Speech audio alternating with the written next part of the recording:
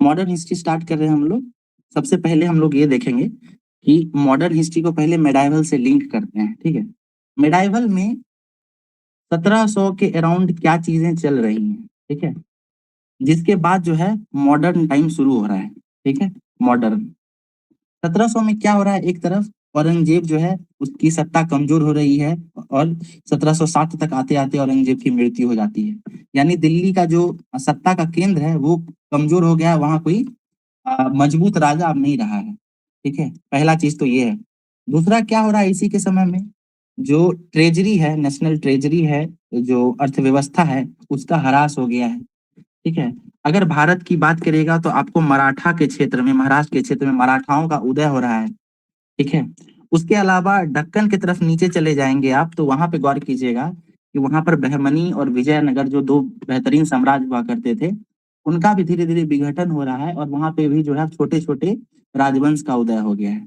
इस तरीके से जो भारत एक समग्र अवस्था में जो दिख रहा था वो धीरे धीरे कमजोर पड़ता हुआ नजर आ रहा है। वहीं पर आप पंजाब की तरफ देखेंगे तो सिख जो थे उनको एक सैन्य शक्ति के रूप में जो है हमारे 10वें गुरु हैं, क्या नाम है बताइए, 10वें गुरु का नाम बताइए।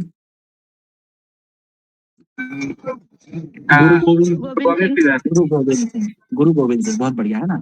तो गुरु गोविंद सिंह जो है वो सिख धर्म को सैन्य शक्ति के रूप में जो है लेके चलते हैं। फिर उनके शिष्य हैं बंदा बहादुर, वो भी उसको संग बनाते हैं भारत को, ठीक है। तो आप देख सकते हैं कि भारत जो है अलग अलग क्षेत्र में जो है ना अब एकीकृत नहीं रह गया है, डिसेंट्रलाइज हो गया धीरे धीरे, और यहीं से जो है भारत में कुछ चुनौतियां निकल के आ रही हैं। इसके अलावा दूसरा पक्ष क्या है, तो दूसरा पक्ष ये है कि वहीं पे कुछ यूरोपियंस जो हैं वो भारत में आ चुके हैं, ठीक है। अगर पुर्तगाली की बात करेंगे तो ये 1500 शताब्दी के आसपास 1498 में ही आ चुके थे। फिर डच हैं, फिर अंग्रेज हैं, फ्रांस हैं, ये सब भारत में धीरे धीरे अंदर आए हैं। और 50-60 साल की अवधि में इनको समझ आ चुका है औरंगजेब की मृत्यु के बाद कि जो एक केंद्रीकृत सत्ता थी, जो मजबूत सत्ता थी, अब उसका अभाव है भारत में।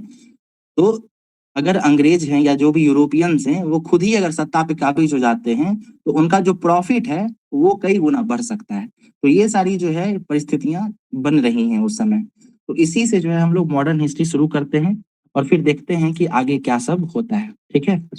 सबसे पहले ये समझिए इतिहास में क्या होता है, या कोई भी सब्जेक्ट आप जब हम लोग पढ़ते हैं तो उसमें ये हम लोग देखते हैं कि सेंटर ऑफ पावर कहाँ है, ठीक है। सेंटर पावर कहाँ पे है ये समझिए।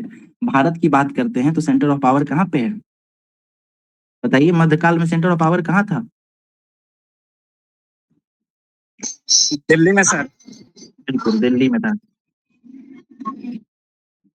ठीक है। ये हमारा सेंटर ऑफ पावर है लगभग, ठीक। सेंटर ऑफ पावर में सबसे पहला फैक्ट ये है कि 1707 में जो है औरंगजेब की मृत्यु हो जाती है, ठीक है। और जैसे ही औरंगजेब की मृत्यु होती है तो इसके बाद के जो सक्सेसर्स हैं वो उतने मजबूत नहीं रह जाते हैं, ठीक है। तो सबसे पहला चैप्टर जो है हम लोग यही उठाएंगे कि औरंगजेब के बाद के सक्सेसर्स कौन से हैं। यही आपको आपके नोट्स में या जो आप बुक फॉलो करते होंगे वहां भी इसी तरीके से आपको चैप्टर मिलेगा। पहला चैप्टर क्या मिलेगा, उत्तरकालीन मुगल, है ना, लेटर मुगल्स, लेटर मुगल्स, ठीक है। किन्हीं को अगर लेटर मुगल्स के राजाओं का नाम क्रम से याद है तो आप बता सकते हैं, बताइए, बोलिए। रंजीत है क्या, रंजीत बताइए।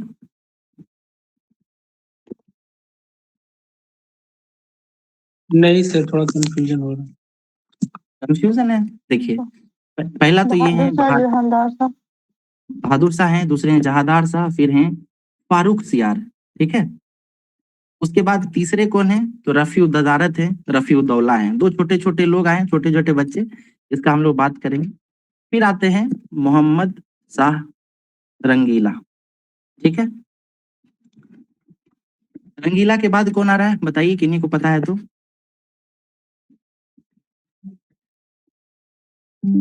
हेलो, हाँ सर, आवाज आ रही है, किन्हीं को आइडिया नहीं है शायद।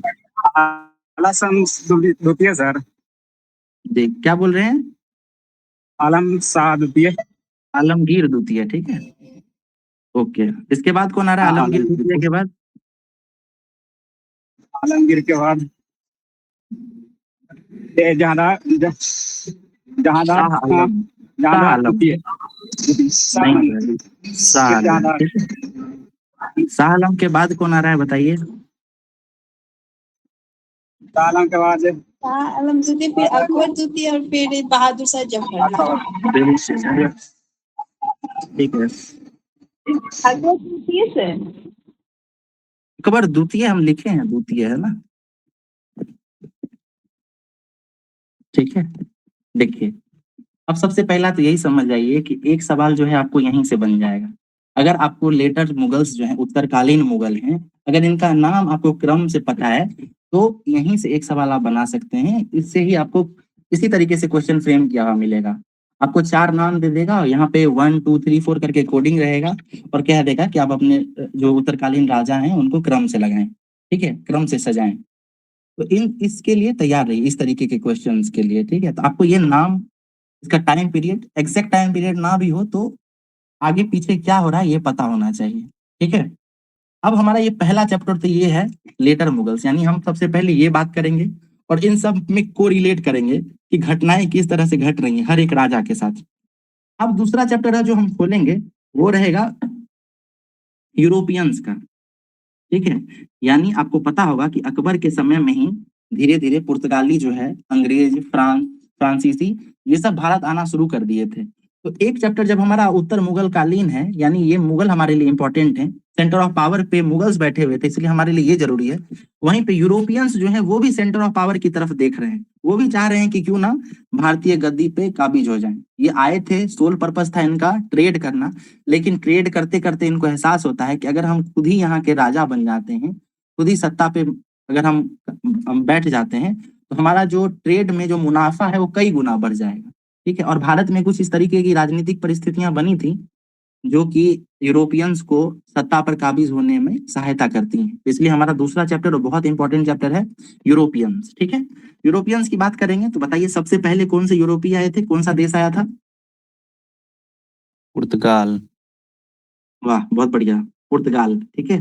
उसके बाद बताइए कौन था?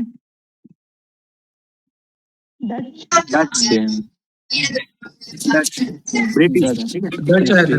उमाकांत आप एक बार आप अपने घर पहुंच जाइएगा, ठीक है, फिर आप बोलिए, क्योंकि आप जब आवाज बोलते हैं ना आती तो रहती है बैकग्राउंड से। जी जी, है ना। फ्रांस, ठीक है। पुर्तगाल, डच, ब्रिटिश और फ्रांस, ये 4 देश है जो मेन है। इसके अलावा भी 1 2 कंट्री और आई है, डेनमार्क भी, जिस तरह से आपको पता होगा कि डेनमार्क भी है, लेकिन वो हमारे लिए इंपॉर्टेंट नहीं है, ठीक है। आप ध्यान रखिए कि आप बीपीएससी का या सिविल सर्विसेज का एग्जाम दे रहे हैं, यहाँ पे हर चीज का कोई मायना होना चाहिए, दरोगा का एग्जाम नहीं। जैसे दरोगा के एग्जाम में अगर आप पीवाईक्यू देखेंगे तो वहां पे कई बार क्या होता है, ये भी पूछ देता है कि टीपू सुल्तान के बाद कौन राजा बना। वो आपको इसमें नहीं पूछेगा, बीपीएससी या यूपीएससी में नहीं पूछेगा।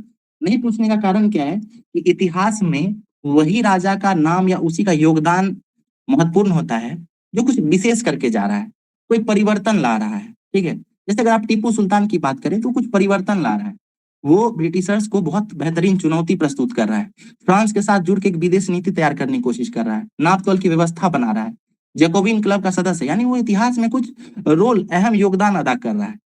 वहीं अगर आप टीपू सुल्तान के बाद जो एक राजा बना है चिक्का कृष्णराज, उसका कोई योगदान नहीं है, ठीक है। तो हमारे बीपीएससी के लिए वो इंपॉर्टेंट नहीं है। या आप में से कोई अगर सिविल सर्विसेज का तैयारी कर रहा है तो उनको आइडिया होना चाहिए कि ये चीजें हमारे लिए जरूरी नहीं है, ठीक है। तो हम कॉन्सेप्ट पे ज्यादा ध्यान देंगे और साथ में हम फैक्ट्स भी लेके चलेंगे। आप मेरे साथ जो रिवीजन कर रहे हैं आप इसको 1 शॉट रिवीजन मान सकते हैं, ठीक है।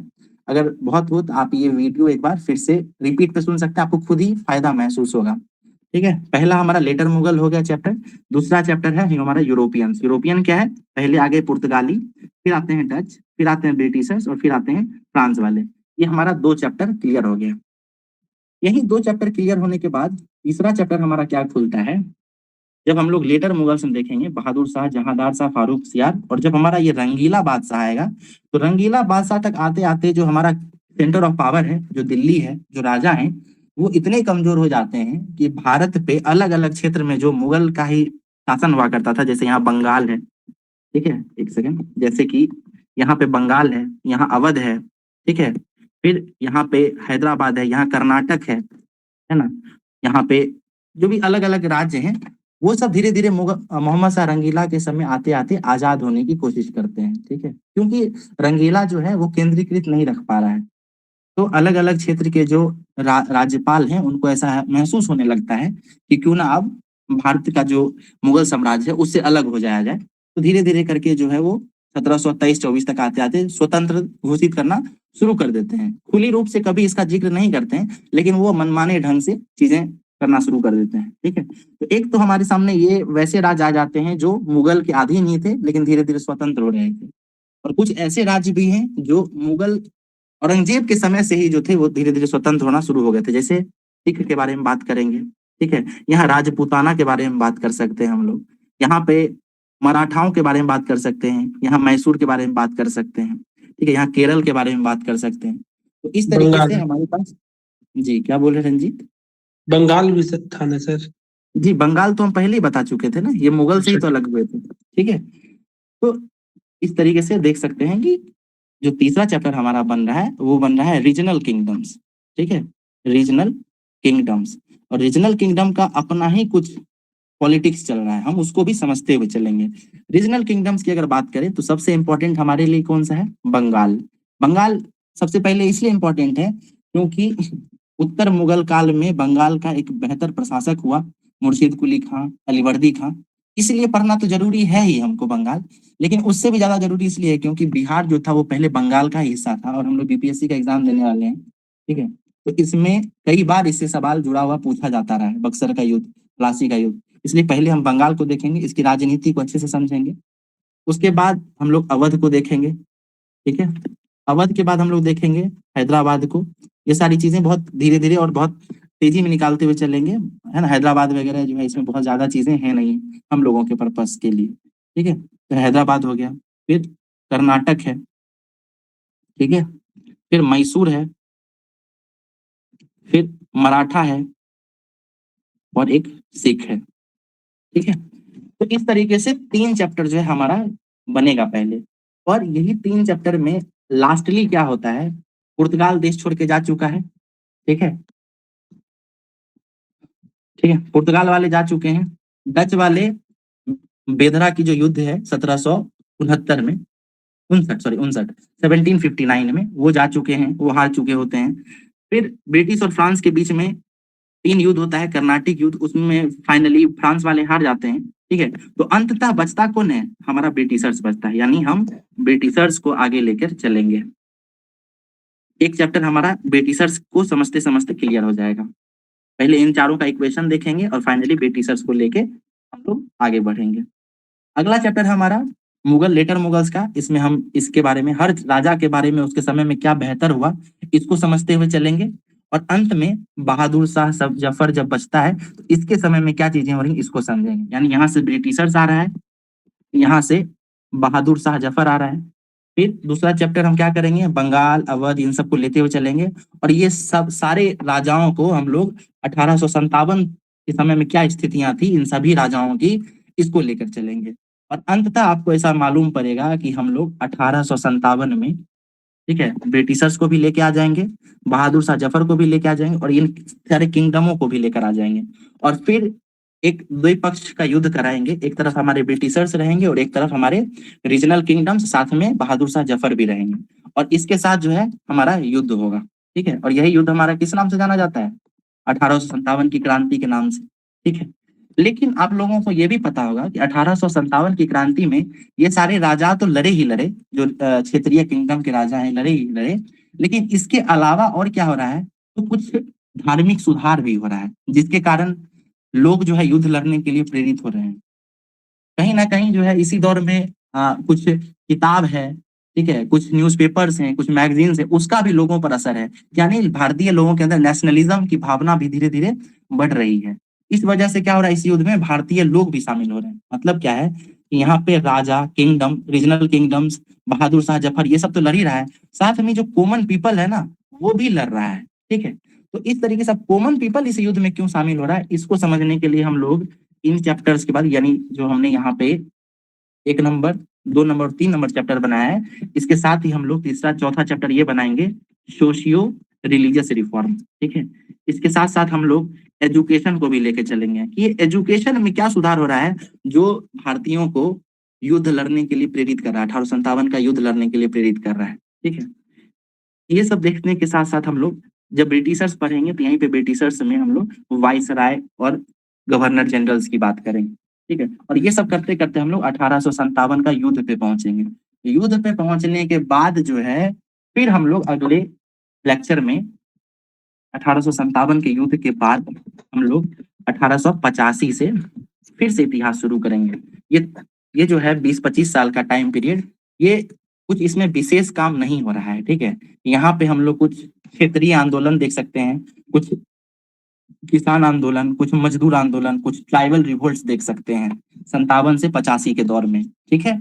और जब 85 एक बार आ जाता है, ठीक है, तो फिर क्या होता है 85 से पहले, कांग्रेस के निर्माण से पहले कुछ अलग अलग संगठनों का निर्माण होता है। क्यों होता है ये मैं शॉर्ट में बता देता हूँ। इसलिए हो रहा है क्योंकि 1857 में अंग्रेज जीत तो जाते हैं। देखिए कहावत है, बहुत मशहूर कहावत है कि अंग्रेज हारते हारते जीत गए और भारतीय जो है वो जीतते जीतते हार गए। मतलब भारतीय हारे जरूर थे, लेकिन वो मतलब एकदम एज पे थे, जीत भी सकते थे। वहीं ब्रिटिशर्स जो है वो जीत जरूर गए थे, लेकिन वो हार भी सकते थे। यानी ब्रिटिशर्स, उनको भी अपनी कमजोरियां सामने प्रकट हो गई और जो भारतीय थे उनको भी अपनी कमजोरियां प्रकट हो गई 1857 के युद्ध के समय में। 1857 के बाद जो है ब्रिटिशर्स अपने अंदर कुछ सुधार लाना चाहेगा और भारतीय जो है वो अपने अंदर कुछ सुधार लाना चाहेंगे। इन सुधारों को हम लोग देखेंगे 1885 के दौर तक। जैसे 1885 हमारा आ जाएगा, यहाँ से भारतीय इतिहास में बेहद महत्वपूर्ण घटना घटती है। क्या होता है बताइए आप लोग? इंडियन नेशनल कांग्रेस की स्थापना। एग्जैक्टली है ना, 1885 में कांग्रेस का निर्माण होता है। जैसे ही कांग्रेस हम लोग शुरू करते हैं तो यहाँ से सीधा एक चैप्टर बन जाएगा कांग्रेस, और कांग्रेस ही हमको 1947 का आजादी तक काम आएगी, ठीक है। यानी सबसे पहले क्या करेंगे, 1885 से लेकर 1905 तक की गतिविधियां देखेंगे, यानी मॉडरेट फेज। फिर 1905 से लेकर 1917 तक हम लोग एक्सट्रीमिस्ट फेज देखेंगे और 1917 से 1947 तक हम लोग गांधीयन फेज देखेंगे, ठीक है। ये हमारा कांग्रेस से साथ चलते चलते 1947 और आजाद हो जाएंगे। इसके अलावा सिर्फ कांग्रेस का ही तो योगदान नहीं रहा हमारी आजादी में, तो इसके साथ हम लोग क्या करेंगे, हम लोग क्रांतिकारी राष्ट्रवाद भी देखेंगे, ठीक है। क्रांतिकारी राष्ट्रवाद, इसमें क्या हो रहा है, इसके दो चरण है, चरण 1 चरण 2। पहले चरण में क्या हो रहा है, तो इसमें आपको वीडी सावरकर हैं, ठीक है। इसके अलावा तिलक हैं, उनका भी नाम कहीं ना कहीं आ जा रहा है, चापेकर बंधु हैं, मदन लाल ढींगरा हैं, ठीक है। उसके बाद एक रास बिहारी बोस हैं। इस तरीके से बहुत सारे लोग हैं जो राष्ट्रवादी आंदोलन के पहले चरण में हैं। दूसरे चरण में कौन से नेता प्रखर रूप से सामने आते हैं, आपको भगत सिंह हैं, चंद्रशेखर आजाद हैं, है ना, सुखदेव है, राजगुरु हैं। इस तरह करके और भी बहुत सारे आपको लीडर्स मिलते जाएंगे, अनुशीलन समिति वाले हैं, ठीक है। तो इसको जो है हम लोग 2 चैप्टर इधर से देखेंगे। और भी कुछ चीजें हम लोगों के सामने आती जाएंगी, जैसे गवर्नमेंट ऑफ इंडिया एक्ट है या रेगुलेटिंग एक्ट है। तो इन सबको जो है हम लोग अलग अलग चैप्टर्स में देखते हुए चलेंगे और 1947 का जो है आजादी मिल जाएगी, ठीक है। हर एक इंसिडेंट को हम लोग यहाँ चर्चा करेंगे, उसकी क्या पृष्ठभूमि थी और इसका क्या योगदान रहा, ये सारी चीजें हम लोग देखते चलेंगे, ठीक है। तो अब हम लोग जो है चैप्टर शुरू करेंगे। इससे पहले अगर आप लोगों को कुछ और सुझाव देना हो, ये अप्रोच अगर ठीक लग रहा है तो हम लोग आगे चलेंगे, ठीक है।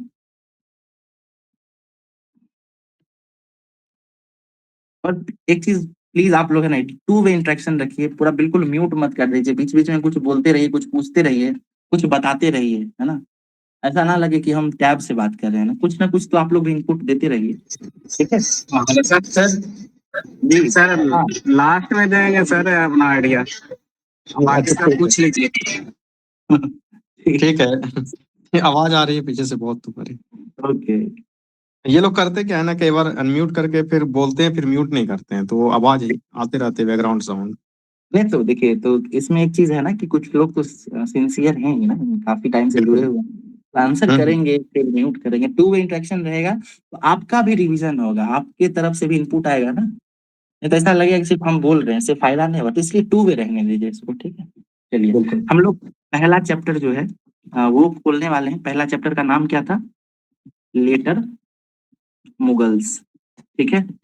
लेटर मुगल्स में हमारे पहले राजा कौन थे, नाम बताइए उनका, पहले राजा कौन है? बहादुर शाह मोहम्मद प्रथम। साहब ना, बहादुर सर प्रथम। ठीक, बहादुर शाह प्रथम। अब बहादुर शाह प्रथम के समय में क्या राजनीतिक स्थितियां रही हैं उसको हम लोग क्विकली समझने का कोशिश करते हैं। ठीक है, ये देखिए पहले भारत बना लेते हैं।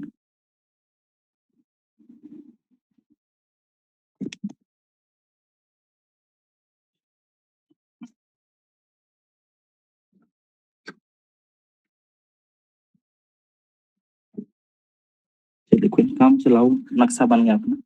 ठीक है, दिल्ली है ये। तो ये हमारा भारत है। भारत की गति 1707 में खाली हो गई, औरंगजेब का डेथ हो गया है और बहादुर शाह जो है वो राजा बनने वाला है। लेकिन बहादुर शाह के साथ क्या समस्या है ये समझिए। 1707 में जब औरंगजेब को की मृत्यु हो रही है तो उसके 3 पुत्र थे। ठीक है, इन्हीं को नाम पता है तो बताइए। आजम, मुआज्जम और कामबख्श, ये 3 लोग थे। ठीक है, आजम, मुआज्जम और कामबख्श। तो जैसा कि आप लोग मुगल पढ़े होंगे मध्यकाल में, तो एक चीज समझ में आती है कि वहां पे उत्तराधिकारी का कोई नियम नहीं था, है ना। जैसे कि गौर कीजिए, तो औरंगजेब भी जब राजा बन रहा है तो वो अपने बड़े भाई को मार के बन रहा है। दारा सिकोह को बनना चाहिए था राजा, क्योंकि वही बड़ा पुत्र था शाहजहां का, लेकिन ऐसा तो नहीं होता है। ठीक है, तो इसीलिए औरंगजेब के बाद भी जो है उत्तराधिकारी का चूंकि कोई नियम नहीं था, इसलिए उसके तीनों पुत्रों में युद्ध होता है। ठीक है, और इस युद्ध में अंततः जो हमारा मुआज्जम है वो जीतता है, और यही मुआज्जम, क्योंकि मुआज्जम नाम से राजा बनता तो अच्छा नहीं लगता है ना, तो इसलिए इसका नाम बदल कर क्या हो जाता है, इसी का नाम है बहादुर बहादुर शाह। शाह प्रथम। बहुत बढ़िया है ना, इसी तरीके से बताते रहिए। मुआज्जम जो है वही हमारा बहादुर शाह प्रथम। इसके अलावा एक चीज और गौर कीजिएगा आप लोग कि जो हमारा औरंगजेब है वो राजा बना कब था, तो वो राजा बना था 1600, बताइए किन्हीं को पता है तो। ठीक है, 1657 के आसपास बना, और ये लगभग 50 साल राज कर रहा है। ठीक है, हम एग्जैक्ट फिगर नहीं बता रहे हैं, लेकिन इसी के राउंड में समझने के लिए जरूरी है। अब जब औरंगजेब राजा बना था तो उसका उम्र लगभग 30-35 साल का रहा होगा, और जब वो मर रहा है यानी 50 साल जब राजा रह रहा है तो इसका उम्र कितना होगा, 80-85 साल रहा होगा। तो बहादुर शाह के साथ समस्या ये है कि इसका बाप जो है वो 85 साल की उम्र में मरा है, तो तब तक जो है हमारे बहादुर शाह का उम्र खुद ही 65 साल हो चुका था। ठीक है, ये बहुत ज्यादा उम्र हो जाने के बाद राजा बना है। अब इस उम्र में जितनी भी युद्ध लड़ने की इसकी क्षमता थी वो भी कहीं ना कहीं ये खत्म हो गई थी। उसका भी जो, एक सेकंड है, मैं आ रहा हूँ, एक सेकंड। सेम टू सेम कहानी हुआ है इनके साथ, जो ब्रिटेन में इनका लड़का चार्ल्स 3 बना है। महारानी विक्टोरिया 70 साल तक गद्दी पे रह गई। अब कोई खुद ही 70 साल रहेंगे तो उसके लड़के का क्या ही होगा, वो कभी राजा बनेगा। पिछली बार ये क्वेश्चन पूछा भी था, जी सर, वो कितने 69 साल में तक गद्दी पूछा पे था। रही थी। तो इसलिए जी इसलिए आप देखते होंगे इतिहास में कि कई बार तो पिता को ही मार दिया करते थे लोग। जी सर। हमको तो लग रहा है कि वही लगता होगा कि अब जो है कि ज्यादा दिन कर लिए पिताजी गद्दी का भोग, आप हटिए, नहीं तो हम हटा देते हैं। ये इतिहास में बहुत कॉमनली देखा जाता था। और एक चीज आप ट्रेंड को पकड़ेंगे कि जब पिता मजबूत शासक है तो उसका जो पुत्र आ रहा है वो या तो मजबूत नहीं है या फिर वो उस तरीके से शासन चलाना नहीं जानता है। या अगर पिता कमजोर शासक है, कुछ दिन तक ये गद्दी पर रहा है, अगर उसका पुत्र आ रहा है बहुत ही बड़ा शासक बनता है, आगे चल के अपने साम्राज्य को बहुत ही एक्सपांड करता है। इस तरीके से पूरे हिस्ट्री में एंशिएंट, मिडिवल, मॉडर्न कहीं भी पढ़िएगा तो वो साम्राज्य का पतन उभार ये आपको देखने को मिलेगा ही मिलेगा। कहीं भी ये हिस्ट्री का नियम ही है, इस तरीके से चलता है। एक हिस्ट्री में कोटेशन है, हिस्ट्री रिपीट्स इटसेल्फ, और वो हिस्ट्री को रिपीट करता ही है। वैसा जी होते आगे, रहता है। बिल्कुल। ओके, आगे बढ़ते हैं। तो हम लोग ये समझ चुके थे कि बहादुर शाह की समस्याएं क्या हैं। एक तो वो अपने भाइयों को मार कर राजा बना है, उसके अलावा ये 65 साल की उम्र में राजा बना है। 65 साल की उम्र में राजा बनने के बाद जो इसकी युद्ध की क्षमताएं भी खत्म हो चुकी थी, और इसका जो युद्ध लड़ने का अवस्था भी नहीं रह गया था। अब इसके बाप के समय में यानी औरंगजेब के समय में क्या स्थितियां थी, अभी हम लोग संक्षिप्त में चर्चा किए हुए थे, उसके बाद रिपीट करते हैं। औरंगजेब क्या करके गया था, मराठाओं के साथ युद्ध लड़ रहा था। इधर सिख जो गुरु थे, क्या नाम था, गुरु गोविंद सिंह, ठीक है, उनके साथ भी इनकी स्थितियां ठीक नहीं थी। ठीक है। ये दोनों मोर्चों पर, इसके अलावा औरंगजेब के समय में यहाँ रोहिलखंड का क्षेत्र है, यहाँ पर भी समय समय पर जो है छोटा मोटा विद्रोह उभर ही आता था। ठीक है, तो इन चुनौतियों से औरंगजेब गुजर ही रहा था। जब बहादुर शाह राजा बन रहा है तो बहादुर शाह को भी उसके बाप का जो कुरीतियां हैं, ठीक है, जो कुकर मुकर के गया है सो कॉल्ड, उसको वो भी मिलेगा, है ना। ठीक है, तो बहादुर शाह को भी जो है वो मराठाओं से संघर्ष करना पड़ सकता था और सिख से भी संघर्ष करना पड़ता। ठीक है, लेकिन बहादुर शाह जो था वो युद्ध का बिल्कुल विपक्ष में था, वो युद्ध लड़ना नहीं चाहता था। इसलिए वो दो चीज करता है, ध्यान रखिएगा। पहला तो ये करता है, वो सिख के पास जाकर वहां उनके जो गुरुदेव हैं गुरु गोविंद सिंह, उनको युद्ध से नहीं बल्कि उनको खुद ही वो गुरु मान लेता है। ठीक है, और इसके कारण जो मुगल हैं और जो सिख हैं उनके बीच का जो युद्ध है वो खत्म हो जाता है। ठीक है, कम से कम बहादुर शाह के समय तक तो ये युद्ध समाप्त रहता है। क्यों समाप्त रहता है? क्योंकि वो सिख के जो गुरु हैं गुरु गोविंद सिंह, उनको अपना गुरु मान लेता है। ठीक है, सिख का जो समस्या औरंगजेब खड़ा करके गया था उसको बहादुर शाह ने बहुत चालाकी से ठीक कर लिया। अब मराठाओं की बात आती है, तो मराठाओं में क्या होता है, अभी हम लोग कुछ देर में मराठा का भी इतिहास देखेंगे, लेकिन आप सिंपली ये समझिए कि औरंगजेब मराठाओं के साथ डायरेक्ट संघर्ष में रहा था, है ना। औरंगजेब की दूसरी राजधानी यहाँ औरंगाबाद हुआ करती थी, यहीं पर उसने बीबी का किला भी बनाया है जो ताजमहल का घटिया नकल कहलाता है। ठीक है, यानी औरंगजेब का अपना आधा जीवन जो है वो यहीं साउथ दक्कन में गुजरा है। मराठाओं के साथ वो युद्ध में रहा है, संघर्ष में रहा है।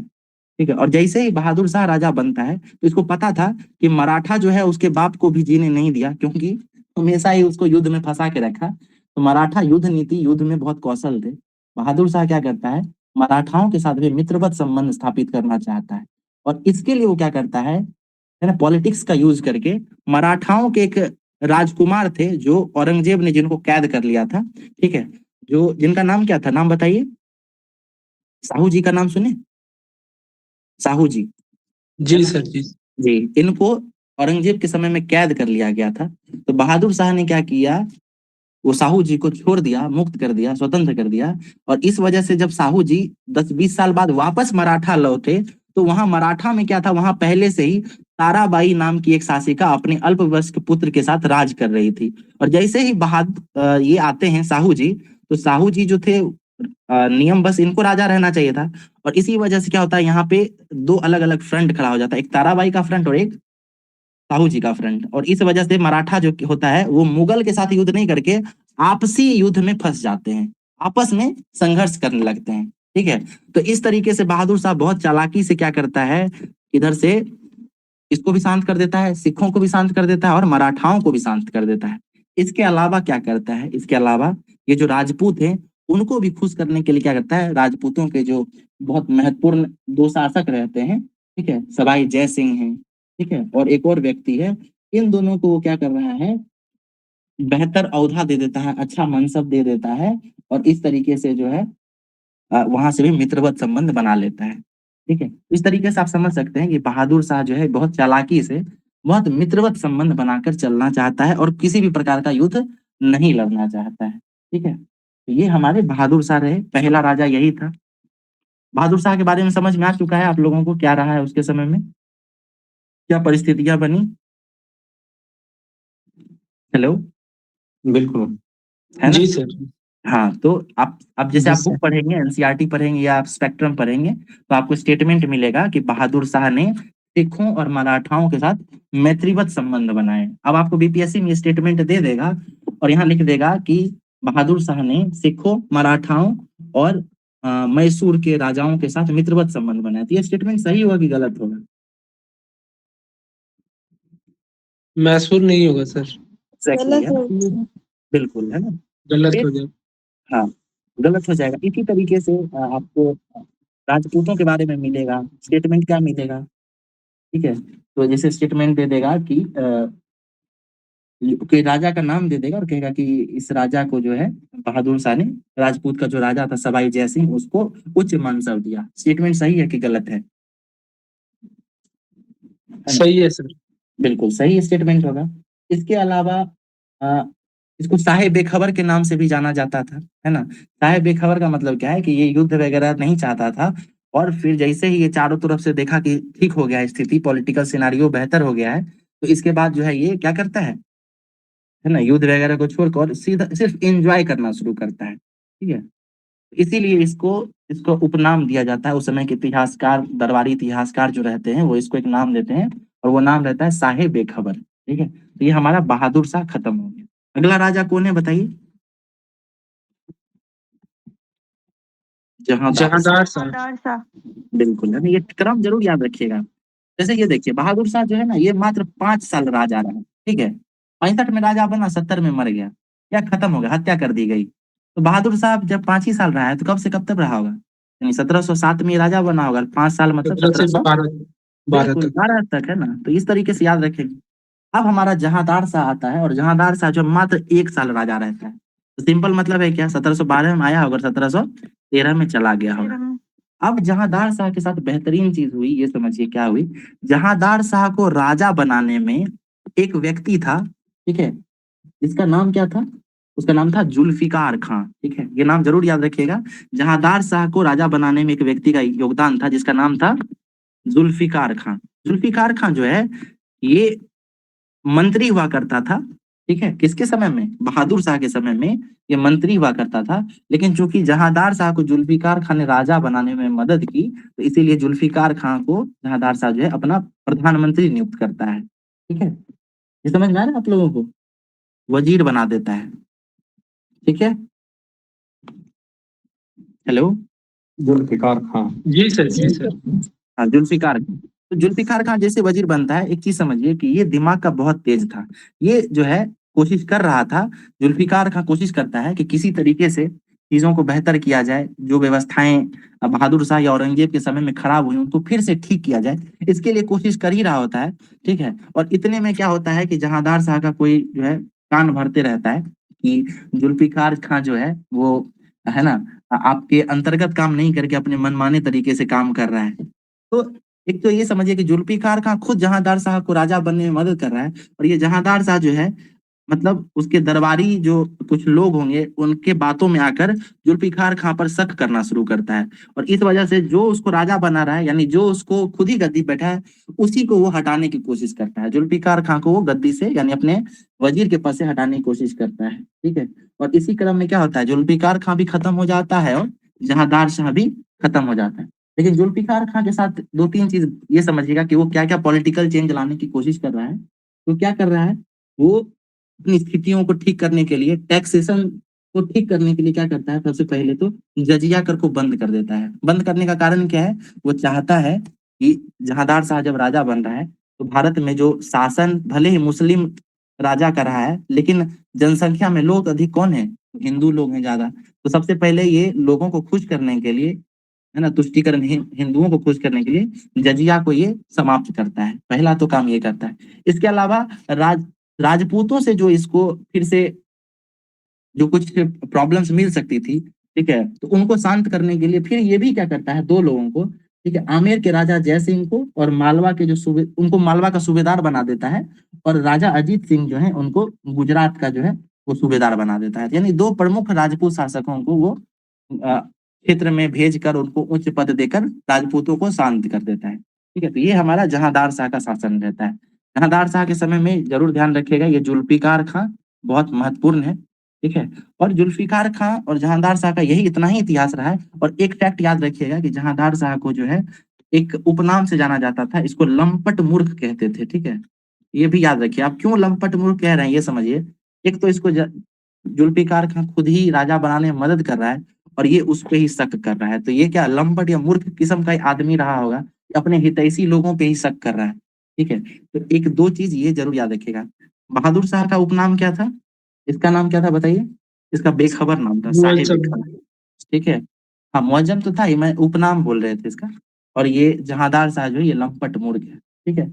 अब देखिए क्या हो रहा है, इसके बाद एक राजा बन रहा है जिसका नाम है फारूक सियार, ठीक है। अब फारूक सियार को राजा बनाने में 2 लोगों ने मदद किया है। जैसे यहाँ पे जुल्फिकार खां इसको राजा बनाने में मदद करता है, उसी तरीके से फारूक सियार को राजा बनाने में 2 लोग मदद करता है। इसको हम लोग बताइए तो क्या नाम से जानते हैं? किंग मेकर था, याद कीजिए। सैयद बंधु का नाम सुने होंगे ना, सैयद बंधु। राइट सैयद जी बंधु। सर जी सर। है ना। सैयद बंधु दो लोग थे, एक का नाम था अब्दुल्ला खां और दूसरे का नाम था हुसैन अली। इन दोनों की सहायता से जो है फारुखसियार राजा बनता है और लंबे समय तक, यानी ये फिर कितने साल, 5 साल के आसपास राज करेगा। इसका शायद टाइम पीरियड क्या होगा, 1713 में राजा बनेगा और 1719 18 तक, में। 19 19 तक या यस। 18 है ना, 19 तक ये राजा रहता है। अब इसके समय में कुछ इंपॉर्टेंट चीज हो रही है। सबसे पहले तो सैयद बंधु का नाम याद रखिएगा, ठीक है। सैयद बंधु का नाम दे देगा और पूछेगा कि किस नाम से फेमस थे, तो इनको किंग मेकर कहा जाता था, क्योंकि ये राजाओं को बनाने में है ना बेहद महत्वपूर्ण योगदान रखते हैं। आप गौर कीजिएगा, फारुखसियार के बाद वो कई राजाओं को बदलते रहते हैं। सबसे पहले फारुखसियार को सैयद बंधु राजा बनाता है। फारुखसियार क्या क्या करता है, तो सबसे पहले जो है इसके साथ एक इंपॉर्टेंट चीज होता है, ये 1717 में ब्रिटिशर्स को फरमान देता है। फरमान क्या होता है, फरमान मतलब एक दस्तावेज है, एक कागज है, जिस पर फारुखसियार ये लिख के दे रहा है ब्रिटेन वालों को, अंग्रेजों को, कि बंगाल का जो क्षेत्र है वहां ये ट्रेड कर सकता है। जी मैम बोलिए, क्या बोल रही हैं। और ट्रेड के लिए वो जी जी बिल्कुल है ना, तो फरमान दे रहा है ये, ठीक है। ये सबसे इंपॉर्टेंट काम फारुखसियार कर रहा है। ये सवाल पूछा भी जाता है कई बार कि फरमान, जो ब्रिटिशर्स को फरमान कब दिया गया, ये किस राजा के द्वारा दिया गया, तो ये नाम क्या होगा, फारुखसियार इसका नाम होगा। साल कौन सा होगा, 1717 में फरमान दिया जाता है, ठीक है। अब आगे देखते हैं 1717 के बाद क्या होता है। फारुखसियार क्या करता है, फरमान तो दे ही देता है, इसके अलावा और भी कुछ एडमिनिस्ट्रेटिव चेंजेस लाने की कोशिश करता है, ठीक है, जो चीजें सैयद बंधुओं को पसंद नहीं आती हैं। मतलब सैयद बंधु ने सोचा कि हम राजा बनाए फारुखसियार को, तो फारुखसियार जो भी डिसीजन लेगा वो हमसे पूछ के लेगा।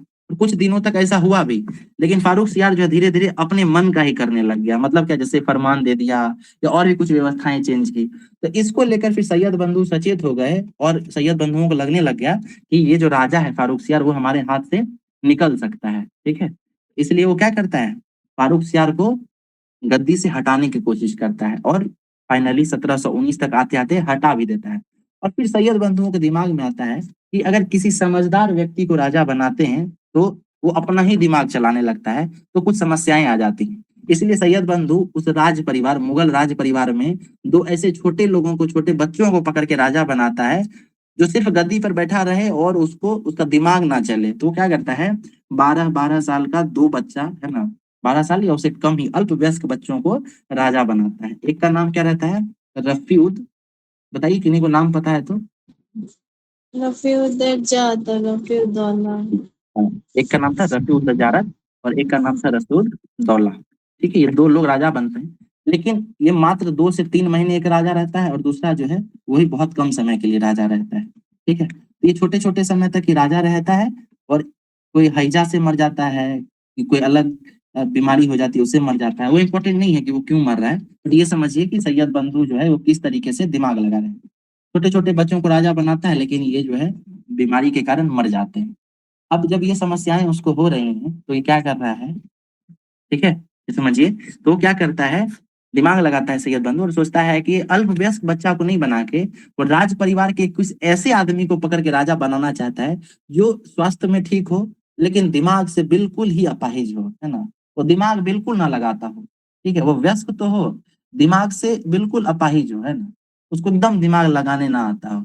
तो वो एक आदमी को पकड़ के निकालता है, जिसका नाम क्या रहता है, रंगीन आदमी, रंगीला, है ना। रंगीला मतलब क्या, ये नाच गाने शराब इसी में डूबा रहता है। अब ऐसा व्यक्ति अगर राजा बन जाएगा तो किसी में शराब और नाच गाने में बिजी रहेगा, तो सैयद बंधुओं का जो काम है ना, वो जो सोच रहा था वो पूरा हो जाएगा। इसीलिए वो रंगीला बादशाह को पकड़ के राजा बना देता है, ठीक है। रंगीला बादशाह जैसे ही राजा बनता है, असल में इसका नाम क्या था, रंगीला बादशाह का नाम था रोशन अख्तर, ठीक है। इसका नाम क्या था, रोशन अख्तर। लेकिन इसका पॉपुलर नाम क्या है, मोहम्मद शाह मोहम्मद रंगीला, ठीक है, ये नाम है इसका, मोहम्मद शाह रंगीला। तो तो रोशन कारनामे अख्तर, भी सर,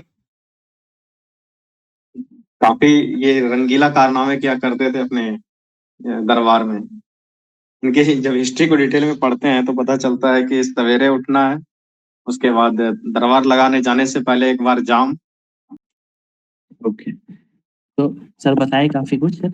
रंगीला बादशाह जो है ये राजा बनता है, ठीक है, और काफी पहले से जो समस्याएं थी सबसे देखिए अच्छा क्या होता है कि जैसे ही इसको सैयद बंधु राजा बनाता है वो सबसे पहला काम यही करता है कि अपना शराब और जो भी इसकी बुरी आदतें थी उसको छोड़ देता है। ठीक है, तो रंगीला सबसे पहले क्या कर रहा है राजा बनने के बाद, दिमाग लगा के सबसे पहले उसकी जो कुरीतियां थी कुछ समय के लिए इसको छोड़ रहा है। और इसको रंगीला को आइडिया था कि सैयद बंधुओं ने सबसे पहले फारूक सियार को राजा बनाया और इसको मरवा दिया। फिर सैयद बंधुओं के कारण ही जो रफीउद्दौला है, रफीउद्दजारत है, ये दोनों भी मारा गया है या मर गया है। तो रंगीला को पता था कि अगर जब तक हम सैयद बंधुओं के साथ हैं उसका काम करते रहेंगे, है ना, जब तक उसका विश पूरा होता रहेगा हमको राजा रहने देगा। लेकिन जैसे ही हम कुछ बढ़िया काम करेंगे या उसको ऐसा प्रतीत होने लगा कि इसकी भी जीवन पे खतरा मंडरा रहा है, तो सबसे पहले क्या करता है ये सैयद बंधुओं को ही मरवा देता है। ठीक है, तो ये पूछा जा सकता है कि किस राजा के काल में सैयद बंधुओं का प्रकोप या प्रताप खत्म हो गया। ठीक है, तो ये नाम याद रखिए, रंगीला बादशाह जो है मोहम्मद शाह रंगीला, सबसे पहले क्या होता है इसके समय में जो है सैयद बंधुओं की हत्या कर दी जाती है, मर जाता है। अब जैसे ही सैयद बंधु मरता है तो अब जो है वो मुगल कोटे में ऐसा कोई विशेष व्यक्ति, कोई विशेष मंत्री, कोई विशेष राजा ऐसा नहीं बच गया है जो दिमाग का इतना धनी हो कि वो फिर जो मुगल डायनेस्टी है उसको एक स्वरूप दे सके। ठीक है, जैसे आप गौर करेंगे तो पहले आपको ये जुल्फिकार खान नाम का एक वजीर मिल रहा है, फिर सैयद बंधुओं में दो भाई है, एक वजीर बन रहा है और एक मीर बख्शी बन रहा है। तो बाद के समय में जैसे ही सैयद बंधु मरते हैं तो धीरे धीरे जो है इस तरीके का चीज भी खत्म हो जाता है और मोहम्मद शाह रंगीला को अब उसके गद्दी से हटाने वाला या उसको डिस्टर्ब करने वाला नहीं बचता है। और इस वजह से रंगीला जो है फिर कुछ दिनों में जो ऐशो आराम की जिंदगी जी रहा था, जैसा रूपेश सर बताए, वो फिर से उसी तरीके से शुरू कर देता है। जी, और एक चीज और याद रखिएगा कि जो रंगीला बादशाह है ये बहुत लंबे समय तक फिर राज करता है। लंबे समय मतलब कितना, लगभग वो 30 इयर्स राज करता है। अब आप खुद बताइए, रंगीला बादशाह को कोई चुनौती दे सके ऐसा कोई व्यक्ति बचा नहीं, तो स्वाभाविक है ये बहुत लंबे समय तक राज करेगा। लेकिन राजा बना कब था, 1719 में, और 30 इयर्स तक राजा रहा। तो बताइए कब तक राजा रहा होगा ये, तो उसकी बताइए। चालू लगभग 30 साल, 48 तक रहा है। 49 बिल्कुल 49 मान के चलिए ना, तो बिल्कुल तो 49 है। आप इसको एक घटा दीजिएगा, ठीक है। 30 इयर्स तो फिर भी हो गया, हम वैसे भी आपको बोलेंगे एग्जैक्ट डेट याद रखने की कोई जरूरत नहीं है। ठीक है, तो ये इतना समझिए कि लंबे समय तक राजा रहता है। अब देखिए इतिहासकारों का एक नजरिया है कि मोहम्मद शाह रंगीला वो अंतिम ऐसा राजा था जो चाहता तो मुगलों की जो खोई हुई सत्ता थी, जो उनका एक समय में यश हुआ करता था, उसको लौटा सकता था, क्योंकि इसके पास टाइम था, है ना, लंबा समय था। इसके समय तक जितने भी राज्यपाल थे भारत के, अलग अलग क्षेत्रीय शासन के जितने भी लोग थे, ये सब भी मुगल से जुड़ के रहे। ये कोशिश करता तो ये भारत को एकीकृत कर सकता था। और शुरुआती समय में जैसे ही ये सैयद बंधुओं को मारा था तो ऐसा प्रतीत हो रहा था कि शायद इसके समय में चीजें ठीक हो जाए। लेकिन फिर यही है कि इसकी जो बुरी आदतें थी वो इस पर हावी हो गई। ठीक है, रूपेश सर जैसा बताए, और ये फिर से जो है अपनी उन्हीं समस्याओं में घिरा रह गया। जैसे ही ये उन्हीं समस्याओं में घिरा रहेगा तो रंगीला के साथ समझिए अब पॉलिटिक्स क्या हो रहा है। रंगीला के साथ पॉलिटिक्स ये हो रहा है कि यहाँ इसके नीचे में हैदराबाद है, यहाँ पे है अवध, और यहाँ पे है बंगाल, यहाँ पे है सिख। अच्छा, सिखों के साथ देखिए हम एक पॉइंट मिस करेंगे, आप लोग याद रखिएगा। ये फारूक सियार का जो बात हम लोग करें, जिसने फरमान जारी किया था, उसके समय में एक चीज और होता है, और वो चीज क्या है, तो ये है कि हमारे बहादुर शाह प्रथम जो थे, इन्होंने सिख के 10वें गुरु, जिनका नाम क्या था, नाम बताइए। सिख के 10वें गुरु कौन थे? गुरु गोविंद सिंह जी। गुरु गोविंद सिंह जी, बिल्कुल। गुरु गोविंद सिंह को क्या करता है, बहादुर शाह जो है वो अपना गुरु मान लेता है। लेकिन क्या होता है कि बहादुर शाह के समय तक आते आते ही अंततः गुरु गोविंद सिंह की मृत्यु हो जाती है। ठीक है, मर जाते हैं। और गुरु गोविंद सिंह के बाद जो है उनका शिष्य था बंदा बहादुर, वो जो है उनके कामों को आगे बढ़ाता है। ठीक है, तो बहादुर शाह के साथ बंदा बहादुर की स्थिति ठीक रहती है, जहांदार शाह के साथ भी ठीक रहती है। लेकिन जैसे ही फारूक सियार का बारी आता है तो फारूक सियार के समय में बंदा बहादुर जो है वो मुगलों के खिलाफ आक्रमण कर देता है, विरोध करता है। और इसी वजह से सैयद बंधु जो है या फारूक सियार जो है वो बंदा बहादुर को पकड़ता है और उसको उसकी हत्या कर देता है या फांसी दे देता है। तो ये भी पूछा जा सकता है कि बंदा बहादुर की हत्या या उनको फांसी किसके समय में हुई? ये फारूक सियार के समय में। फारूक सियार के समय में दो काम हो रहा है, एक तो ये फरमान जारी कर रहा है और दूसरा काम क्या हो रहा है, बंदा बहादुर की हत्या हो रही है। ठीक है, ओके। अब हम लोग आए रंगीला के साथ, जहां हम लोग थे पहले। रंगीला क्या कर रहा है, सैयद बंधुओं को मार रहा है, फिर से वापस अपने आसो आराम की जिंदगी जीना शुरू कर चुका है। इसमें एक तरफ अवध है, एक तरफ बंगाल है, एक तरफ हैदराबाद है और एक तरफ सिख थे। अब सिख के साथ दिक्कत क्या है कि यहाँ का जो भी सिखों से चुनौती आ सकती थी वो खत्म हो चुकी है, क्योंकि बंदा बहादुर मर चुका है। तो रंगीला यहाँ से सेफ है, सेफ तो है, इधर से वेस्टर्न साइड से सेफ तो है, लेकिन अभी देखिए रंगीला को बंदा बहादुर से कहीं ज्यादा बड़ा धमाका लगने वाला है। ठीक है, अभी थोड़ी देर में उसका चर्चा करेंगे। ठीक है, अब रंगीला के साथ यहाँ पे देखिए क्या क्या हो रहा है। सबसे नजदीक जो है, आप हमको ये बताइए, अगर आप भारत का नक्शा देखिएगा, ठीक है, ये मैप पे आप लोग गौर करें यहाँ पे। ठीक है, मैं एक बार फिर से बनाता हूँ इसको। यहाँ पे अगर दिल्ली है, यहाँ पे अवध है, यहाँ पे बंगाल है और यहाँ पे हैदराबाद है। आपको यहाँ पे दिल्ली है, आप हमको देख के बताइए और ये बताइए कि अवध, बंगाल और हैदराबाद में सबसे नजदीक कौन सा है? दिल्ली के नजदीक कौन सा होगा? अवध। अवध होगा, बिल्कुल, है ना। तो अवध बिल्कुल नजदीक है। तो और अवध के साथ एक और चीज है कि यहाँ से गंगा, यमुना, इसके अलावा और भी जितनी भी बेहतर नदियां हैं वो बह रही हैं। यहाँ पे विश्व का सबसे उपजाऊ जमीन भी पाया जा रहा है, गंगा यमुना का मैदान है यहाँ पे।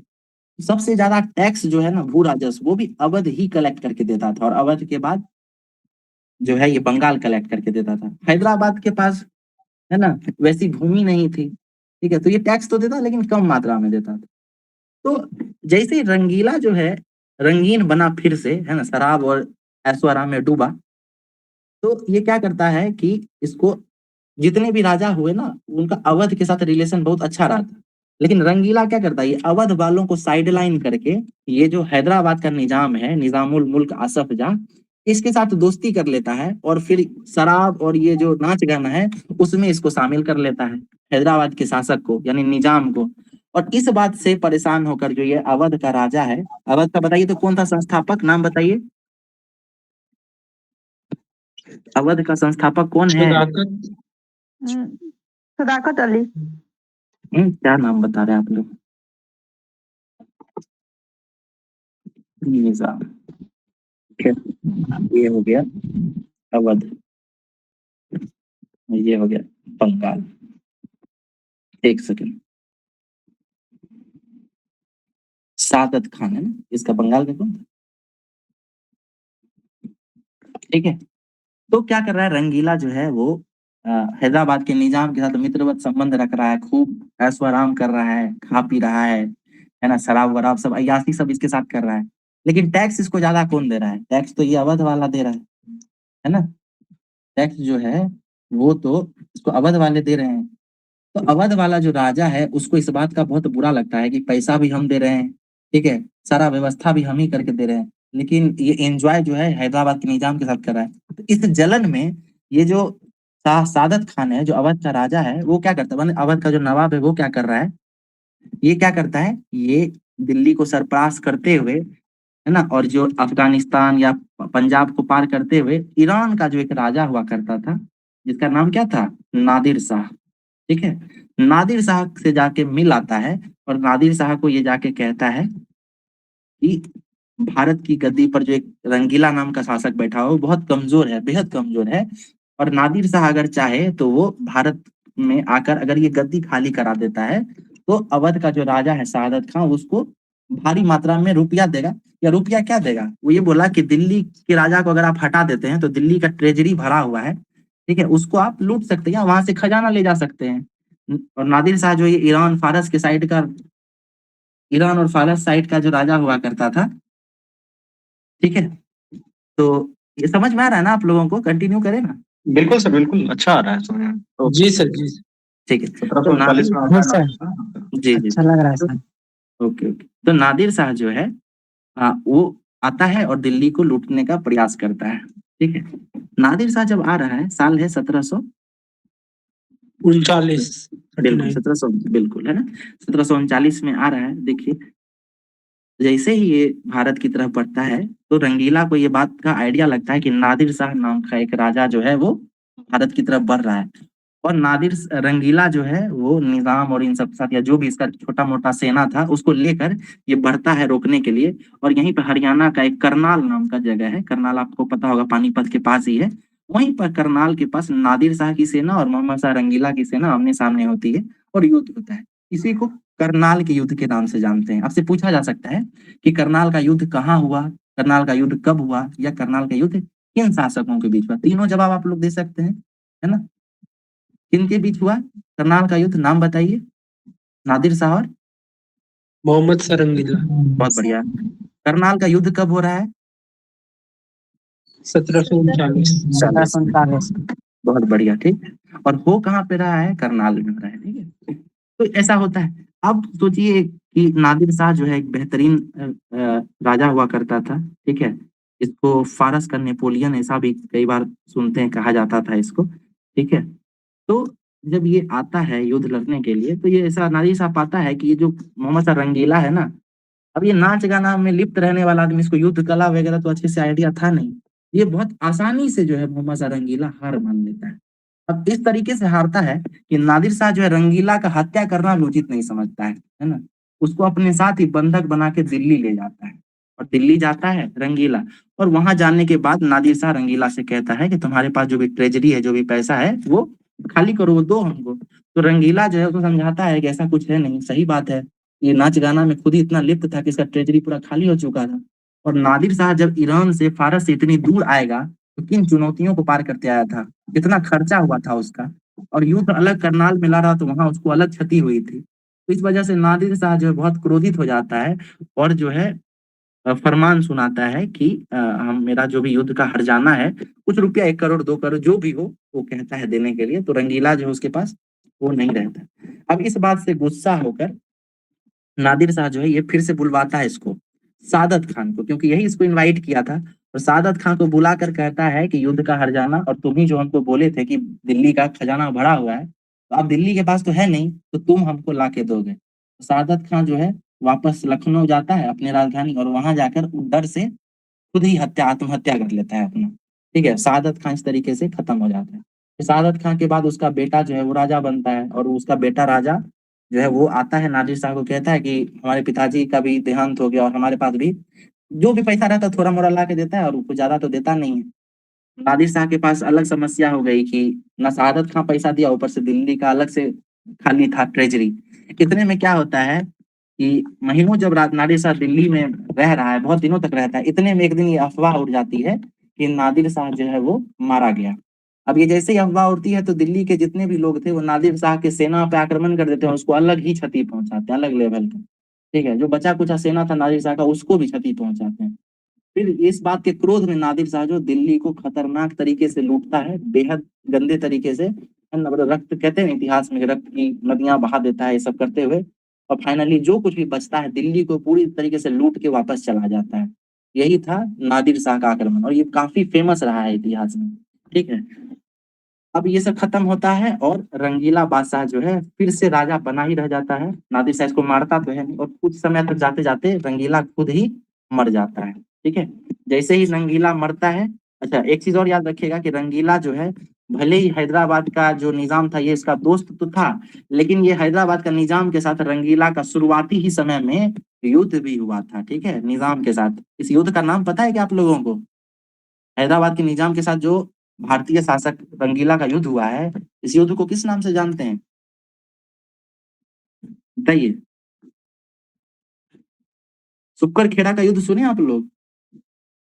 जी सर, जी सर। है ना, सुक्कर खेड़ा का युद्ध। तो ये तो बताया कीजिए, आप लोग याद रखिए इन चीजों को। हम बोले थे आप लोग अपना नोट्स खोल के बैठिए, है ना। मेरे साथ साथ अपने नोट से भी रिवाइज करते चलिए इन चीजों को, ठीक है। फिर से ना आपको किताब खोलना पड़े, यहाँ हम कॉन्सेप्ट क्लियर करते जा रहे हैं, ठीक है। लिंक, हम हर चीज को लिंक कर देंगे, ताकि जब आप खुद अपना नोट्स पढ़ेंगे तो आपको खुद ही चीजें याद आती जाएंगी, ठीक है ना।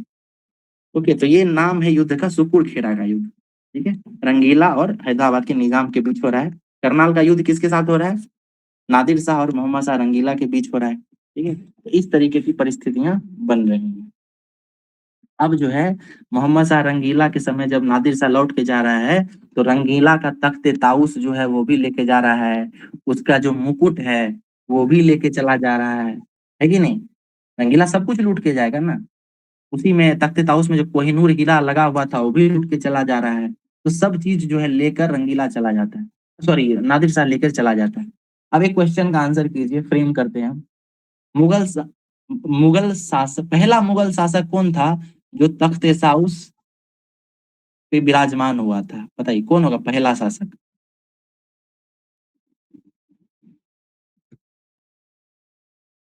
शाहजहां के समय में जो है तख्ते ताउस वगैरह बनाया गया था, वही पहला शासक था। ठीक है ना?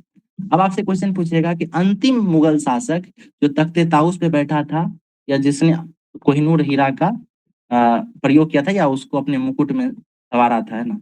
तो अंतिम राजा कौन होगा मुगल का? मोहम्मद शाह रंगीला। बिल्कुल, है ना? तो रंगीला का नाम जो है इसलिए याद रखिएगा। ठीक है, अब मेरे एक बार रिवाइज कर लेते हैं हम लोग ऊपर से। सबसे पहले हम लोगों ने ये जो मयूर सिंहासन था सर, ठीक है, तो हम लोग क्विकली रिवाइज कर लेते हैं। सबसे पहले हम लोग जो है मॉडर्न शुरू जब किए तो औरंगजेब की बात की। औरंगजेब की मृत्यु कब होती है बताइए आप लोग? 1760। बिल्कुल, 3 मार्च 1707 को उसकी मृत्यु हो रही है। फिर उसका बेटा राजा बन रहा है बहादुर शाह प्रथम। इसके साथ क्या चीजें हैं? वो मराठाओं और सिख के साथ मित्रवत संबंध स्थापित करता है, राजपूतों के साथ भी बेहतर नीति अपनाता है, और इसको शाही पेशावर के नाम से भी जानते हैं। जहांदार शाह की बात करें तो 1 साल के लिए राजा रहता है। इसको राजा बनाने में जुल्फिकार खां का योगदान है। जुल्फिकार खां जो है वो वजीर बनता है, जजिया लगाता है, फिर जजिया हटाता है। ठीक है, उसके अलावा राजपूतों के जो 2 राजा थे, जय सिंह और एक और हैं, उनको मेवाड़ और गुजरात पे बेहतर ओहदा देकर वहां का सूबेदार बनाता है। फारूक सियार की बात करें तो इसको सैयद बंधुओं ने राजा बनाया था। ठीक है, ये 5 साल राजा रहता है और 1717 में ये शाही फरमान जारी करता है। इसके अलावा ये बंदा बहादुर की हत्या भी कर देता है। ठीक है, इसके बाद सैयद बंधुओं ने फारूक सियार को खत्म किया, हटा दिया, और 2 छोटे अल्पवयस्क बच्चों को राजा बनाता है, रफीउ तजारत और रफीउ दौला। जल्दी ही मर जाते हैं दोनों। फिर सैयद बंधु मोहम्मद शाह रंगीला को राजा बनाते हैं। रंगीला सबसे पहले शराब और ये सब छोड़ के सैयद बंधुओं की हत्या करवा देता है, और फिर जो है कुछ साल एंजॉय करता है ना? और फिर क्या होता है 1739 में नादिर शाह का आक्रमण होता है इसके समय में। ठीक है, और नादिर शाह के साथ क्या चीजें घटी हैं और भारत पे क्या इम्पैक्ट हुआ है उसको हम लोग समझे। भूपेश सर भी उस पर काफी कुछ बताए। ठीक है, उसके बाद हम लोगों ने करनाल का युद्ध और सुकुरखेड़ा का युद्ध समझ लिया है। ठीक है, अब हम लोग आगे चलेंगे रंगीला के बाद। ठीक है, चलिए, रंगीला आप लोगों को समझ में आ गया है? जी सर। जी, आप देखिए हम लोगों ने क्या क्या देखा? अवध, बंगाल, हैदराबाद, कर्नाटक, ये सारी चीजें। इधर सिख थे, इधर नीचे मैसूर वगैरह। तो मुगल के अंतर्गत ही जो राज्य हुआ करते थे, जैसे कि अवध है, बंगाल है, हैदराबाद के निजाम है, और इधर कर्नाटक वगैरह है, जो एक समय में मुगल शासक औरंगजेब या उसके पूर्वज जो थे उनको टैक्स दिया करते थे, उनके अंतर्गत ही राज्यपाल हुआ करते थे। ठीक है, वो लोग धीरे धीरे समझ जाते हैं कि रंगीला जो है वो नाम मात्र का राजा है, क्योंकि उसको नादिर शाह तक आकर हरा चुका है ना? और वो ठीक से प्रतिरोध भी नहीं कर सका। इस बात को जब ये चारों लोग समझ जाते हैं या भारत के अन्य शासक समझ जाते हैं, तो वो बहुत बेहतरीन तरीके से क्या करते हैं, मोहम्मद शाह रंगीला से अपने आप को डीअटैच करना शुरू करते हैं, अलग होना शुरू करते हैं। ठीक है, इतिहासकारों ने इसका जिक्र भी किया है कि कभी भी स्वतंत्र रूप से, मुखर रूप से ये नहीं कहे कि हम मुगलों से अलग हो गए हैं, लेकिन ये लोग जो है 1725 के आसपास मोहम्मद शाह रंगीला के राज्य में, उसके बाद धीरे धीरे खुद को जो है मुगल से इंडिपेंडेंट करना शुरू कर देते हैं। और इसी के समय में अवध का नींव रखता है सादत खान, इसी के समय में बंगाल की नींव रखता है मुर्शिद कुली खान, हैदराबाद की नींव रखता है निजामुल मुल्क आसफ जाह, और कर्नाटक में भी जो है एक राजा इसका नींव रखता है। ठीक है, आपसे पूछेगा कि किसके समय में जो है डिसेंट्रलाइज्ड मुगल व्यवस्था दिखनी शुरू होती है, तो नाम याद रखिएगा, मसा रंगीला है। ठीक है, आगे चलते हैं हम लोग। रंगीला के बाद हम लोग किसकी बात करेंगे बताइए? अगला राजा कौन है? बिल्कुल, अहमद शाह के बारे में। अब इसके साथ जो है बहुत छोटी छोटी चीजें हैं ना, कुछ खास नहीं है। रंगीला के बाद है अहमद शाह। अहमद शाह के समय में बस एक चीज हो रहा है, और वो क्या है? ये हो रहा है कि जो हमारा नादिर शाह है ना, नादिर शाह, ये जब आया था करनाल का युद्ध लड़ने के लिए, तो इसके साथ जो है ना, इसका एक सेनापति भी था जिसका नाम था अब क्या नाम था यार, शहद Abdali, Ahmad Shah Abdali, sorry, exactly, yes, Ahmad Shah Abdali. ठीक है, ये नादिर शाह का ही सेनापति हुआ करता था, ठीक है, एक शुरुआती समय में। तो अहमद शाह अब्दाली जो है वो अहमद शाह के समय में अपना पहला आक्रमण करता है। नाम क्या था? अहमद शाह अब्दाली, अब्दाली। ठीक है, ये नाम सुने होंगे आप लोग, अहमद शाह अब्दाली। ये कुल मिलाकर जो है ना कई बार आता है, 7 बार के आसपास आया है भारत, लेकिन पहली बार किसके समय में आया है? तो आपको अहमद शाह के समय में पहली बार आता है। बस एक ही फैक्ट है, यही याद रखना है। अहमद शाह अब्दाली जो है यही जो है अहमद शाह के समय में आता है। और अहमद शाह अब्दाली को ही एक अन्य नाम से जानते हैं, इसको कहते हैं दुर्रे दुर्रानी, है ना, ये नाम आप लोग याद रखिएगा। क्या नाम है? दुर्रे दुर्रानी, ठीक है। अब अहमद शाह के साथ और कुछ जुड़ा हुआ नहीं। इसके बाद अगला शासक कौन बनता है? तो इसके आगे बनता है आलमगीर द्वितीय, है ना, आलमगीर टू। आलमगीर टू जो है इसके समय में कुछ भी बेहतर चीज नहीं है, कोई काम नहीं हो रहा है, कुछ याद करने लायक नहीं है। तो बस इतना याद रखिए कि अहमद शाह राजा बन कब रहा है? 1754 में बन रहा है और 1769 में रहा है। अब ये साल देखिए जरा, आपको लग रहा है ये इस दो जो साल हम लिखे हैं 54 से 59, है ना, 59, इसके बीच में याद कीजिए तो इतिहास में कोई महत्वपूर्ण कोई घटना घटी है क्या? Battle of Plassey. एग्जैक्टली, यानी यहाँ पे 1757 में प्लासी का युद्ध हो रहा है, ठीक है। इसमें भले ही आलमगीर द्वितीय का कोई योगदान नहीं है इस युद्ध में, है ना, क्योंकि ये बंगाल का अपने अलग पॉलिटिक्स के कारण प्लासी का युद्ध हुआ है। लेकिन हुआ किस भारतीय शासक के समय में? तो ये आलमगीर द्वितीय के समय में हुआ है। आपसे बस एक ही सवाल बन सकता है यहाँ पे आलमगीर द्वितीय से कि किस शासक के समय में प्लासी का युद्ध हुआ है? तो नाम क्या बोलेंगे आप लोग? आलमगीर द्वितीय। द्वितीय। आलमगीर द्वितीय के बाद जो है अगला शासक बनता है और इसका नाम क्या है? शाह आलम टू, शाह आलम द्वितीय, ठीक है। पहला शाह आलम कौन था? तो औरंगजेब का बेटा था, और दूसरा यही है शाह आलम द्वितीय। असल में इसका नाम क्या था पता है? शाह आलम द्वितीय का ओरिजिनल नाम क्या था? अली गौहर, ठीक है, अली गौहर। और ये शाह आलम द्वितीय जो है ये हमारे एग्जाम पर्पज से काफी इंपॉर्टेंट है।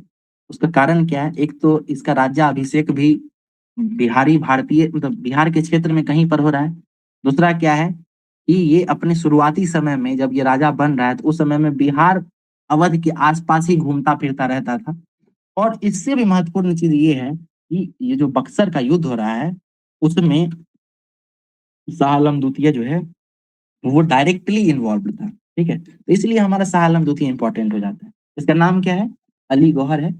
इसके साथ एक चीज याद रखिएगा कि ये बक्सर के युद्ध में रहता है। साल क्या रहा होगा बक्सर के युद्ध का, बताइए? 1764।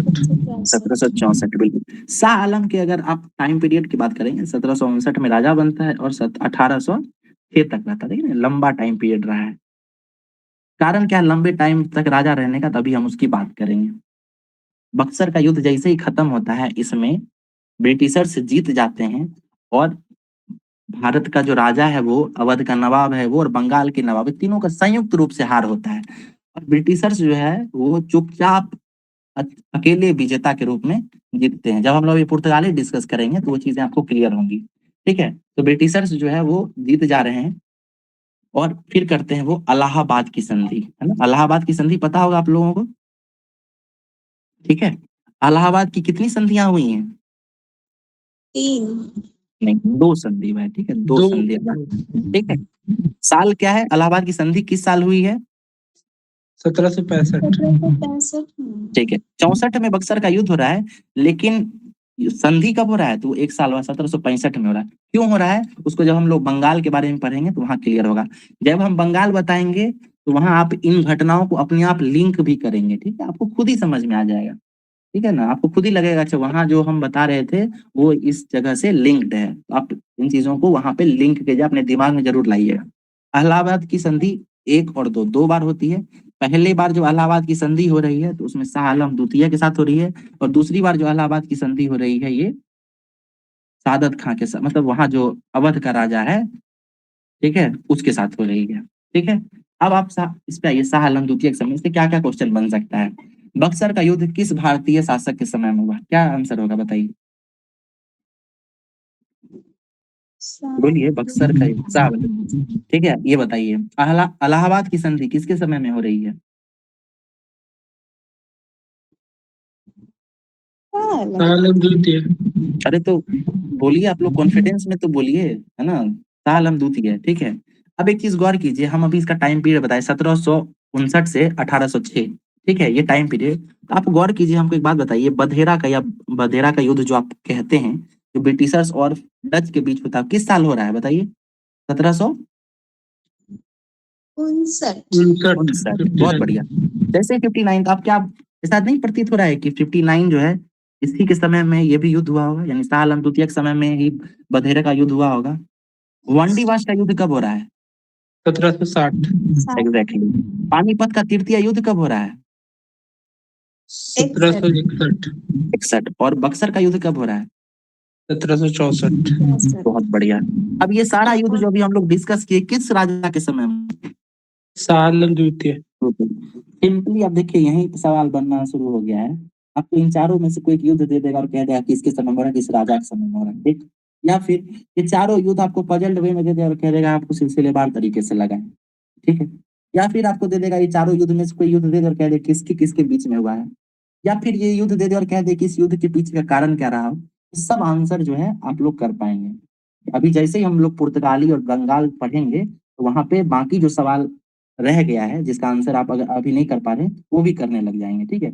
ये पानीपत का तृतीय युद्ध क्यों हो रहा है, बधेरा का युद्ध क्यों हो रहा है, पांडीवास का क्यों हो रहा है, बक्सर का क्यों हो रहा है, ये सब क्लियर हो जाएगा। बस अभी इतना समझ लीजिए कि जितने भी युद्ध की बात की है या फिर इलाहाबाद की संधि की बात की है, ये सब किसके समय में हो रहा है? ये शाह आलम द्वितीय के समय में हो रहा है, ठीक है।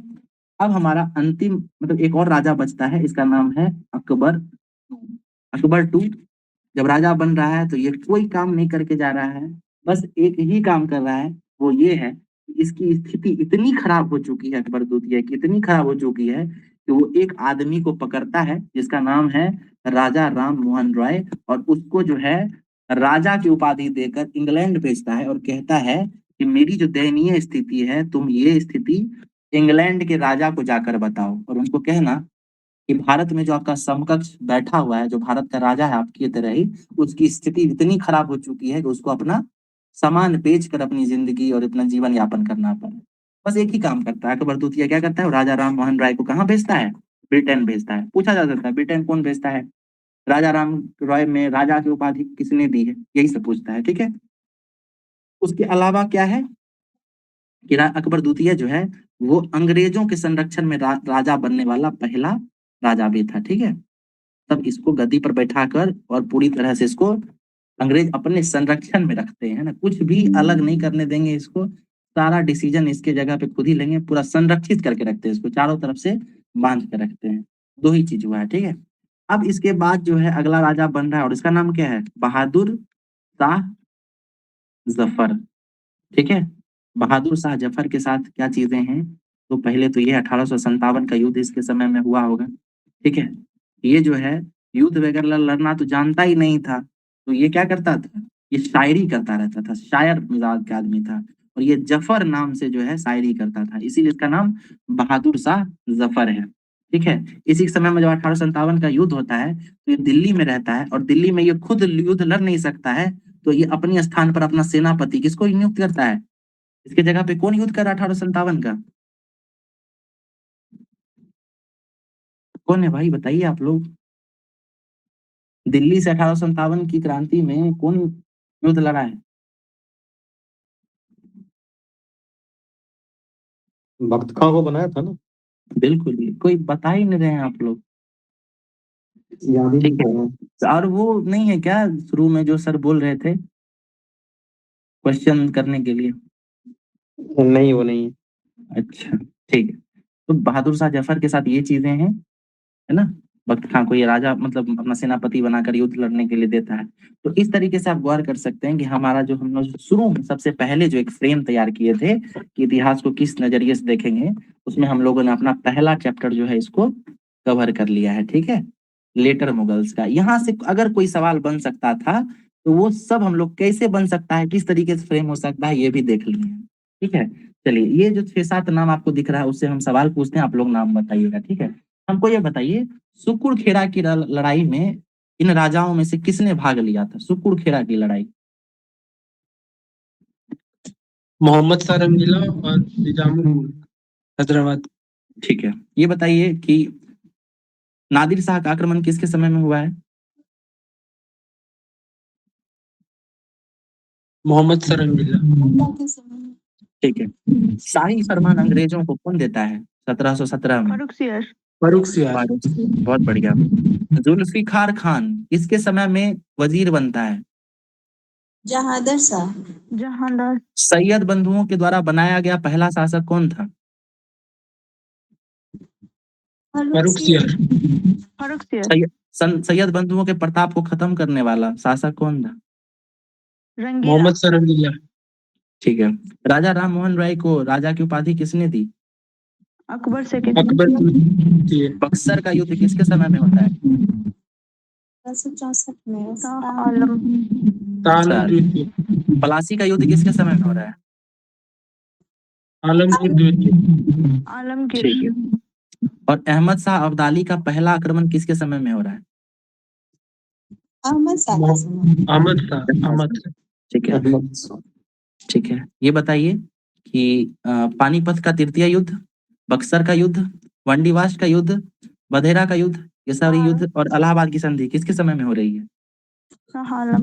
आलम द्वितीय। द्वितीय। शाह आलम द्वितीय। शाह आलम द्वितीय। चलिए बहुत बढ़िया। तो ये हमारा जो पहला टॉपिक है लेटर मुगल्स, इसको हमको लगता है बहुत अच्छे से हम लोग कवर किए हैं। ठीक है। और यहाँ से जो भी सवाल बन सकते थे वो भी क्लियर हो चुका है। ठीक है।